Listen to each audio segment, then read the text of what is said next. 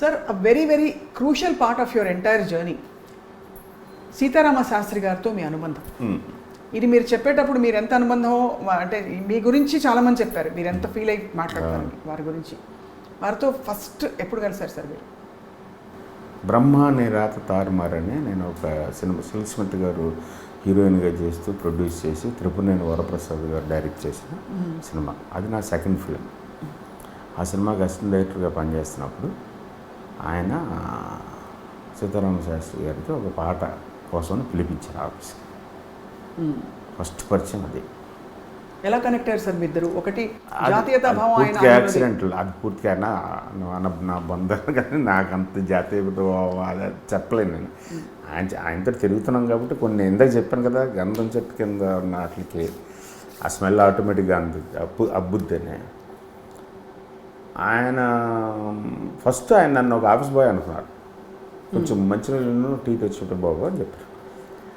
నేను అప్పటికే సిరివెన్నెల పాటలు విని అసలు పిచ్చెక్కిపోయింది. శివుడిని ముష్టోడు అంటున్నాడు, బిచ్చగాడు అంటున్నాడు, ఎవడ్రా బాబు వీడని చెప్పి అనుకున్నాం. యాక్చువల్గా మా ఊర్లో, నేను ఊర్లో ఉన్నాను సిరివెన్నెల రిలీజ్ అయ్యేటప్పుడు.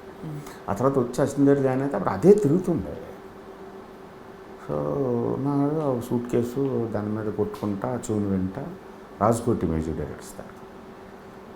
నేను అప్పుడే ఒక 6 months 8 months అయింది. నేను అవుట్డోర్ యూనిట్లో కెమెరా లైట్ అసిస్టెంట్, కెమెరా అసిస్టెంట్గా చేసి, సెట్ బాయ్ కింద చేసి, ఎడిటింగ్ అసిస్టెంట్గా చేస్తూ, దాని తర్వాత సెన్సర్ స్క్రిప్ట్లు రాస్తూ ఈ పంచ్లో ఉంది. 1 year తర్వాత అనుకుంటా. సో ఫస్ట్ టైం ఒక రైటర్ని అంత దగ్గరగా చూడటం. సో ఇమ్మీడియట్ తీసుకొచ్చి ఆ తర్వాత అక్కడే ఉండి చేస్తూ ఉంటే, తర్వాత పాట అయిపోయిన తర్వాత ఒకసారి ఫెయిర్ చేయ అని ఆయన జనరల్గా ఆయన అలవాటు మనం ఫెయిర్ చేసుకునేంత వరకు ఉంటాడు. ఆయన ఫాస్ట్గా రాస్తారు కదా ఆ లెటర్, పర్ఫెక్ట్గా రాశా. ఎవరు నువ్వు అన్న అంటే, నా పేరు వంశీ సార్, నేను అసిస్టెంట్ డైరెక్టర్. అవునా, సారీ నేను బాయ్ అని బల్లే. అది మా ఫస్ట్ పరిచయం. ఆ తర్వాత డైరెక్ట్గా శివకి వచ్చినప్పుడు నేను ఒక 4 సినిమాలు చేశాను కాబట్టి శివనాగేశ్వరరావు శాస్త్రి గారు వచ్చారు. కూర్చో అక్కడ శాస్త్రి గారితో పాటు ఉండి, అన్నీ ఏం కావాలో చూడు అంటే మొత్తం నైట్ అంతా రాస్తాం కదా. సో అక్కడే ఆయనతో కూర్చొని అలా నెమ్మదిగా మాటలు కలిసి, ఆ తర్వాత మెడ్రాసు ఆయన ఇంటికి వెళ్ళి, హైదరాబాద్ అన్నపూర్ణ స్టూడియో ఆఫీస్లోను, అన్నపూర్ణ స్టూడియోస్లోను, మెడ్రాస్లో అన్నపూర్ణ స్టూడియో ఆఫీస్లోను ఆ పాటలన్నిటికీ ఉన్నా. అక్కడి నుంచి ఇంకా ఆయనకు ఒక తొక్కంత అరే అదొక అదృష్టం, అదొక గొప్ప జీవితానికి దొరికిన మహా అదృష్టం. ఓకే, ఆ సినిమాకి రామ్ గోపాలం గారు, రాము గారు, శాస్త్రి గారు, ఇళయరాజా గారు, బాలసుబ్రహ్మణ్యం గారు, గొప్ప అద్భుతం సార్. మీకు రాయించుకున్నప్పుడు స్పెసిఫిక్గా ఎలా చెప్పేవారు సార్ శాస్త్రి గారికి మీరు పాటలు రాయమని? అంటే ఎలా చెప్తారు మీరు? మీ తిడతారు బాగా. ఆయన సిచ్యువేషన్ చెప్పిన తర్వాత నాకు అంటే మన అందరికీ పాటలు అంటే చాలా ఇష్టం. నా పట్ల I'm very first about songs. Assistant డైరెక్టర్గా ఉన్నప్పుడే మన ఇళయరాజా గారు లాంటి వాళ్ళతో పనిచేసాం కాబట్టి అది ఆ వాసన కొంత మీద పడింది. పాట బాగుండాలి, పాడమని నేను పాటలు బాగా వింటూ ఉండేవాడు. అప్పుడే కొత్తగా స్టీరియో రికార్డింగ్ వచ్చింది, అంతవరకు మోనో ఉండేది. స్టీరియో రికార్డింగు, ఈ సెల్ ఫోన్ హెడ్ ఫోన్స్ క్యాసెట్లో వచ్చేస్తే left side right side music separate అవుతా రావటం, అవన్నీ ఎక్స్పీరియన్స్ చేస్తున్న రోజులు. అంటే ఎర్లీ డేస్ ఆఫ్ మోనో నుంచి స్టీరియోకి షిఫ్ట్ అవుతున్నా 86, 87, 88 ఆ టైంలో. సో ఓకే, రాజా గారు అప్పుడు రాజా గారు పీక్ మెడ్రాస్లో. తమిళ పాటలు ఒక్కొక్క 2-3 వీక్స్కి ఒక క్యాసెట్ రిలీజ్ అయ్యేది. ఆ క్యాసెట్ ఎక్కడో చోట పట్టుకుని తీసుకొచ్చి మొత్తం ఒక్కొక్క పాటని వింటూ ఉంటుంది. అది అటు ఇటు తిరిగి అరగొట్టేసేవాళ్ళం.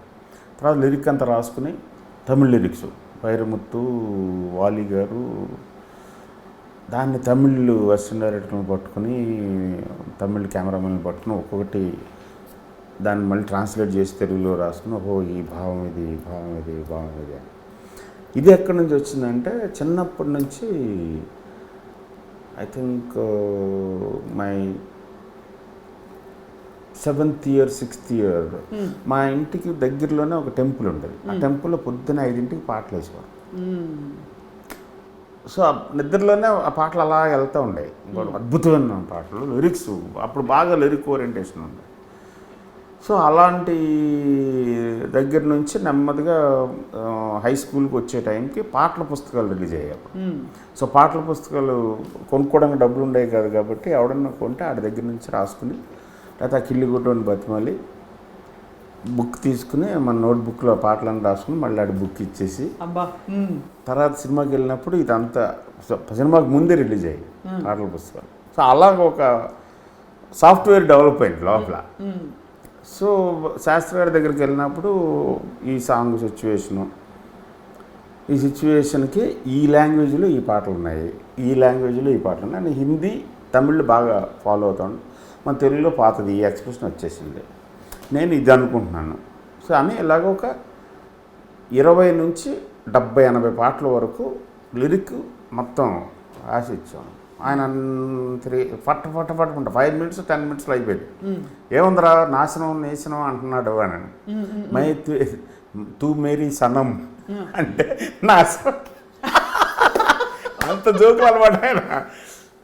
అని సరే నాకు అర్థమైందిరా ఏడిపోయింటో నేను చెప్తానని అక్కడి నుంచి ఆయన ఏదైనా అనేవాడు. సో మా ఇద్దరి మధ్య ఒక అగ్రిమెంట్, ఫస్ట్ లైన్ కరెక్ట్గా దొరకాలి. మీరు ముందే పొలం అంట రాసేద్దాం. నాకు అప్పటికి అస్టేట్గా బాగా చనువుగా ఉంది కాబట్టి ఆయన విపరీతంగా కష్ట హింస పడిపోతారు, హింస పెట్టేస్తారు బాడీని. వద్దు, ఫస్ట్ లైన్ మన ఇద్దరం ఒక అంగీకారానికి ఉందాం. ఫస్ట్ లైన్ వచ్చిన తర్వాత అక్కడి నుంచి మీ ఇష్టం. రైట్. సో అక్కడి నుంచి అలవాటు పెట్టిన ఫస్ట్ లైన్ చెప్పండి అంటే, ఈ వేళలో నీవు ఏం చేస్తూ ఉంటావు, అదిరిపోయింది గురించి, ఓకే డన్. అలాగే ఇప్పుడు ఎటో వెళ్ళిపోయింది మనసు, ఓకే హుక్ పడాలి. నాకు పడిందంటే గురించి ఓకే, పడకపోతే ఇంకోటి మొదలెట్టావా అనే. సో ఈ ఫస్ట్ లైన్ మీద పడేవాడు. వన్స్ ఫస్ట్ లైన్ పడితే ఆయన ఫ్లోకి వెళ్ళి దగ్గర ఒక్కొక్క దానికి 6-7 వెర్షన్స్ ఇచ్చేవారు. కాగితాలు విసిరేస్తే ఇంకా అయిపోయిందిరా ఇందులోంచి ఏరుకో అంటే దాన్ని చూసి ఒక్కొక్కటి గీతలు పెట్టుకుని వాటిని కలిపి ఒక పాట కింద చేసి ఇది చూడండి అంటే అప్పుడు ఆయన మళ్ళీ తిట్లు, ఈ 2 లైన్లకి ఎలా కుదురుద్దురా, గ్రెడేషన్ లేదురా అది ఇదని ఆయన దాన్ని ఏదో కరెక్ట్ చేసేవారు. అది పెద్ద ప్రాసెస్. అద్భుతం అసలు. కానీ సార్ మీ సాహిత్యం పట్ల మీకుండే సహజమైన అభిరుచి మీరు గురువుగారు అనే వర్మగారికి కానీ ఇతరులకు కానీ భిన్నంగా ఉంది. It's very unique. ఎటో వెళ్ళిపోయి వర్మగారికి అంతంలో నీ నవ్వు చెప్పింది నాలో అద్భుతం. ఇన్నాళ్ళలో చూన్ కానీ లిరిక్స్ కానీ ఆర్డి బర్మన్ గారి చూను లిరిక్స్ శాస్త్రం. రాముగారు మామూలుది కాదు. ఓ నవీన కానీ అమ్మ బ్రహ్మదేవుడు కానీ సూపర్ అసలు. అవన్నీ జామురాత్రి టేస్ట్ అంటాను. జామురాత్రి అవును. సో ఆయన దగ్గర నుంచి వచ్చిన రెసిడ్యూ నేను I'm not being modest, I'm telling you. ఆయన దగ్గర పడకపోతే ఆ షేప్ అప్ అయ్యేది కాదు. అది అంటే ఎటో వెళ్ళిపోయింది మనసు, లేకపోతే ఈ వేళలో నువ్వేం చేస్తూ ఉంటావు చాలా ఈజీ క్వశ్చన్. అందరి మనసులో ఉండే ప్రేమించుకునే వాళ్ళందరికీ అదే ఉంటుంది, ఏం చేస్తుంటారు ఇప్పుడు అని. సో శాస్త్రి గారు 100% శాస్త్రి మొత్తం. ఐ మీన్ ఇట్స్ ఎంత క్వాంటిఫై చేసినా అది ఒక నంబర్ మాత్రమే. ఎన్ని పాటలు రాసుంటారు? 85 పాటలు. 85 పాటలు. ఇట్స్ లాంగ్ జర్నీ అయితే ఆయన తోటి. 85 పాటలు రిలీజ్ అయ్యాయి. ఒక్కొక్క పాటకి 6-7 వర్షన్స్ అన్నారు. మినిమం 30 వెర్షన్స్ రాసిన కూడా ఉన్నాయి. అబ్బా, ఏ పాట సార్ అది? అలనాటి రాసేసారు. అలనాటి పేరుకో అన్నారు. ఈ నిన్నే పెళ్ళాడతలో ఎవరు రాశారు సార్ మీకు? అంటే అన్ని పాటలు ఒక్క పాట సుద్దాల అశోక్ తేజ రాశాడు, ఆ చెక్ తారా అన్నది. మిగతాన్ని సూపర్ సాంగ్. చిత్రామ్మ హరిహరన్న చిత్రామ్మ, గుండెల్లో నీ ధ్యానం, అది రేటి పెదవుల్ని బతిమాలుతున్నాను. బో sir, what about this song? అసలేం గుర్తుకురాదు నా కళ్ళలోన. రాజా గారు, చిత్రామ శాస్త్రి గారు మ్యాజిక్. అది బీట్కి ముందు వస్తుంది, అసలేం గుర్తుకురాదు కదా. ఆయన చాలా పాటలు అలాగే వస్తాయి. మీరు అబ్జర్వ్ చేస్తారు రాజా గారు ఈ started off beat early beat తోటి స్టార్ట్ చేయటం అనేది. అవును, మీకు సంగీతం మీద కూడా అవగాహన ఉండాలి. లేదు, ఓన్లీ ఇవన్నీ క్యాచ్ చేయడం అంతే, వాసన అంతే, అక్కడెక్కడ వింటుంటే పట్టుకోవడం తప్ప. అండ్ చాలా వరకు శాస్త్రి గారు రాసిన తర్వాత ట్యూన్ అయ్యేవా సార్? కొన్ని శాస్త్రి గారు రాసిన తర్వాత కొన్ని ట్యూన్స్కి. ఈ రంగమార్తాండకి సార్ ఎలా మీరు? రంగమార్తాండకి 2 ట్యూన్లు ఇచ్చారు, మిగతాయి రాజా గారే అన్నారు పాట రాయించి తెచ్చుకో చేస్తాను. అండ్ బట్ శాస్త్రి గారు పాటలు 2 పాటలకే ట్యూన్ ఇచ్చారు. ఓకే ఓకే, రాసిన పాటలకి ట్యూన్ చేశారు, మిగతావన్నీ శాస్త్రి గారి పాటలకే 2 ట్యూన్స్ ఫిక్స్ అయినాయి, దానికి శాస్త్రి గారు రాశారు. మిగతా 3 పాటలు సపరేట్ రాయించి తీసుకెళ్ళి ఆయన ట్యూన్ చేశారు. మరి ఎలా సార్ ఆయన లేని లోటు ఎలా భర్తీ అవుతుంది మీకు? అంటే ఒక కవిగా మాత్రమే కాకుండా ఒక గురువుగా మీరు అన్నారు కదా, ఎవరు శాశ్వతం కాదు స్వప్న. అది మాడితే చాలా అదేంటో శాదస్తం కింద ఏదో దాని కింద ఉంటుంది, కానీ ఆ విషయం క్లియర్గా తెలిసిపోయింది. Nothing is permanent, nobody is permanent. Yesterday so many people have gone, today so many people must have gone, and tomorrow we all will go. You are not going to be here. మీరు ఉండరు, నేను ఉన్నాను, ఎవరు ఉండరు ఇక్కడ. ఎవడెవడు ఆ time అయిపోయినప్పుడు వెళ్ళిపోతుంటుంది. గురువు గారు నాతోటి 3-4 సంవత్సరాల నుంచి మొదలుపెట్టారు. టైం అయిపోయిందిరా, ఏముందిరా ఏంటి గురించి అంటే, ఏముందిరా వచ్చిన పని అయిపోయింది, రాయాల్సింది రాస్తాం, ఇంక బయలుదేరటమే. సర్లేండి, ఇంకా ఆ టైం వచ్చినప్పుడు ఎవరు ఉంటాడు అక్కడ, ఈ రమ్మంట రాదు కదా, అది వచ్చినప్పుడు తీసుకెళ్ళిపోతుంది రావడం. సో అందుకని నేను తల్లడిల్లిపోతున్నాను, నేను ఇదైపోతున్నాను, సినిమా ఇండస్ట్రీ ఆగిపోతుంది, నా సినిమాలు ఆగిపోతాయి అనే ఒక డ్రామాటిక్ ఇది కాదు. Show will go on. మన ఉన్నా లేకపోయినా, ఎవరున్నా లేకపోయినా. వేటూరి గారు, సీతారామ శాస్త్రి గారు లేని లోటు మనలాంటి వాళ్ళకి తెలుస్తుంది. నెక్స్ట్ జనరేషన్ వాళ్ళు పెద్ద ఎన్టీఆర్ని ఎవరన్నా అడుగుతున్నారు, అంతటి మహానుభావుడిని, దైవంశ సంభూతి. యాక్చువల్గా నాగేశ్వరరావు గారు అంటే ఎవరంటారు, నాగార్జున ఫాదర్ కదా అంటారు. సో